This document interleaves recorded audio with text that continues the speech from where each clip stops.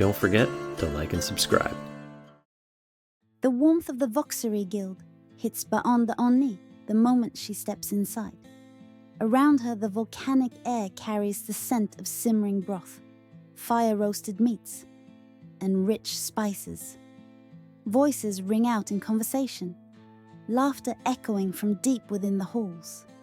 Tall, short, scaled, furred, warriors, scholars, healers, and merchants, all moving with an easy familiarity, their presence filling the space with life. Bon grips the strap of her chain whip, willing her fingers to stay dry. But already, the leather sticks stubbornly to her palm.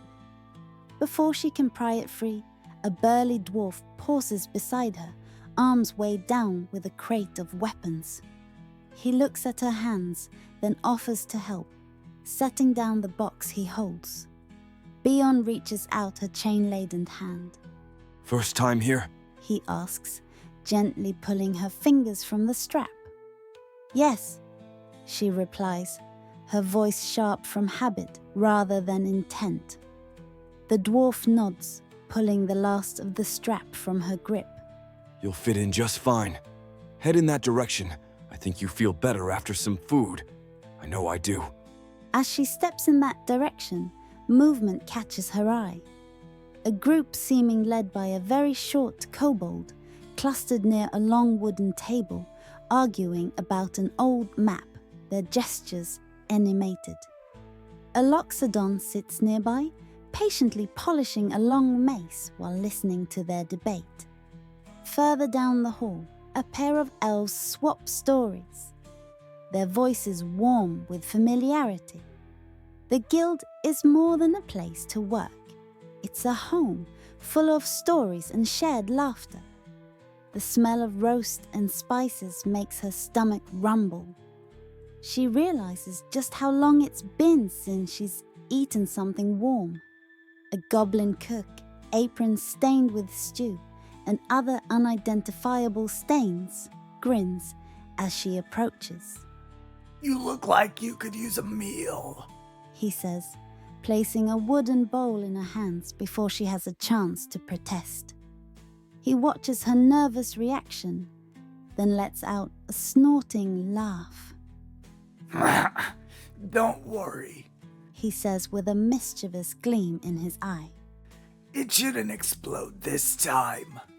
D'on stares at the bowl, suddenly less confident in her hunger.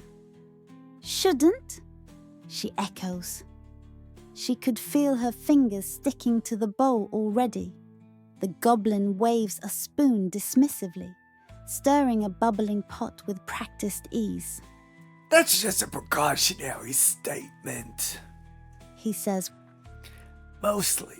Anyway, it hasn't happened in a while. The goblin watches D'on for a beat before letting out another sharp cackle. Sticky grip, huh?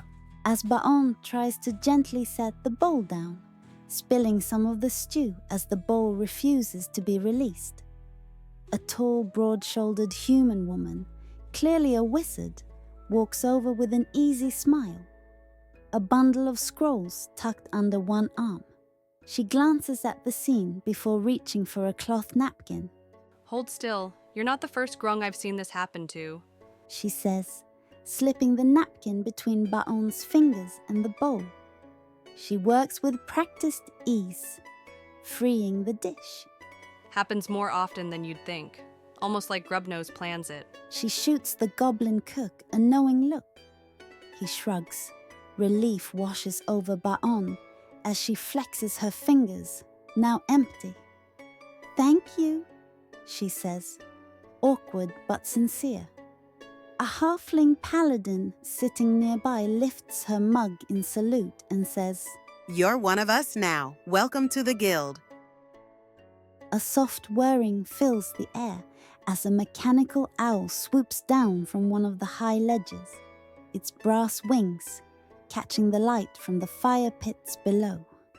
It lands neatly in front of D'on, clicking as its gears shift, golden eyes fixing on her with precision.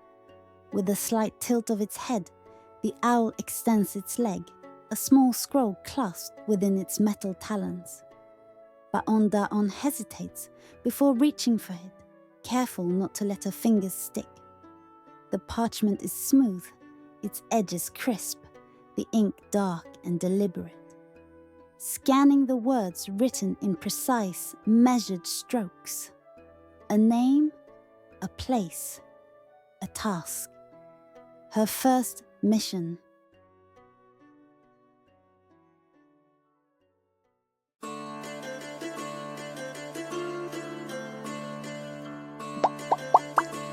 Don't forget to like and subscribe.